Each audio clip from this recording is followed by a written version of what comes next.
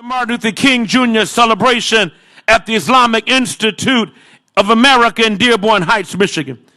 After my keynote address, he asked me if I had ever heard of Imam Hussein. I said reluctantly and unashamedly, I should say, that no, I've never heard of Imam Hussein. He said to me, he said, well, in our tradition, he is our Martin Luther King Jr.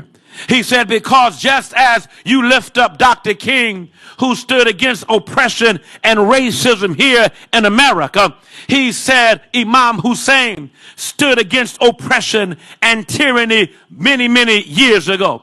And so because you've never heard of him, he said, you now must go to Karbala and you must learn for yourself about this great holy man, Imam Hussein.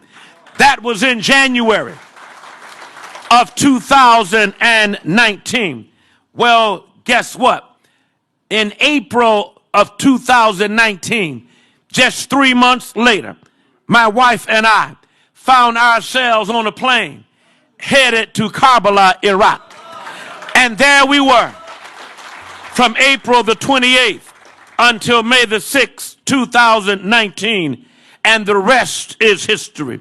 Yes, I could tell you about when I looked and saw the river Euphrates. I could tell you about standing there throughout Iraq. I could tell you about going to Najaf and seeing the largest cemetery in the world, the Muslim cemetery, the Valley of Peace. I could tell you about all of those things. I could tell you about meeting great sheiks and great imams and great ayatollahs. But the thing that stood out the most was when I went to the shrine of Imam Hussein.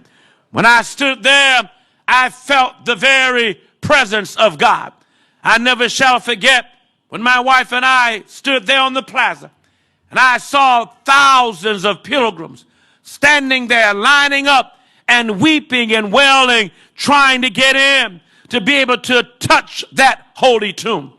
And I did not realize until I walked in exactly the feeling that they had. When I walked in there, I felt the power of God descend upon me. I looked around and I saw people weeping and wailing.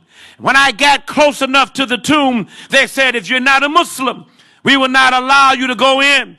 But I stood there at the doorway and I stood on the doorpost and I put my hand on the door because I said, if I can't go in, I can at least touch this place that houses this holy and this righteous man of God. And so I laid my hands. Oh, help me somebody.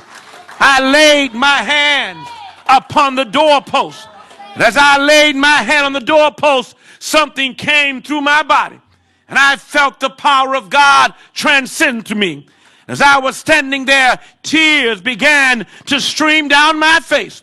And I felt a special connection with Imam Hussein.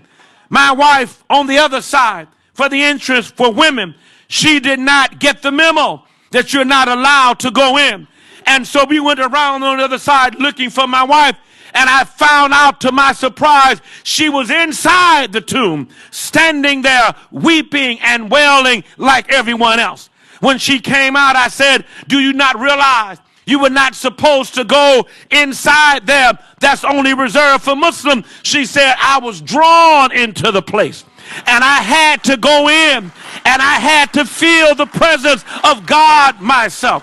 All I can say to you today, my brothers and my sisters, if you've never ever been to Karbala, Iraq, you need to make plans to go now. Because while there in Karbala, I never felt any fear. Before I went, there was a sense of fear as to what to expect in Iraq. Because all I had heard about was Saddam Hussein. All my church members had heard about was all the violence and terror there coming from Iraq. And the terrorists and the people there and all things in terms of Al-Qaeda. And yet when I got there to Karbala, I did not feel any sense of fear. All I felt was brotherhood. All I felt was a sense of godliness. All I felt was a great strong embrace from the Muslim people there in Karbala. They treated my wife and me as if we were dignitaries. They treated us with respect and they embraced us. And so I charge you today, those watching on YouTube, those in this room here in Somerset, New Jersey, make plans now. Go to Karbala. Make your pilgrimage there. And then you can feel exactly what I felt. Then you will experience exactly what I experienced. So what do